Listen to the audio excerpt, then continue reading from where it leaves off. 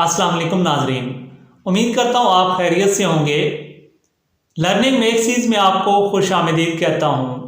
हमारे चैनल का मकसद उर्दू और इंग्लिश में की जाने वाली गलतियों को दुरुस्त करना है।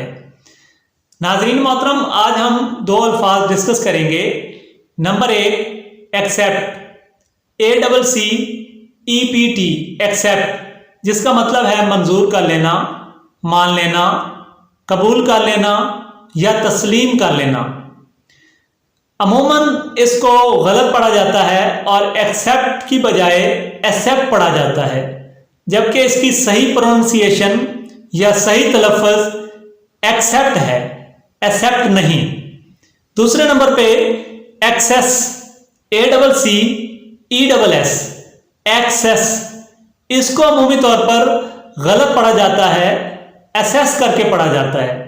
एसेस पढ़ना बिल्कुल गलत है, चूंकि ACCESS जिसका मतलब है रसाई हासिल करना, किसी चीज तक पहुंच हासिल करना, इसको हम एक्सेस पढ़ेंगे और एक्सेस इसकी सही प्रोनाउंसिएशन है।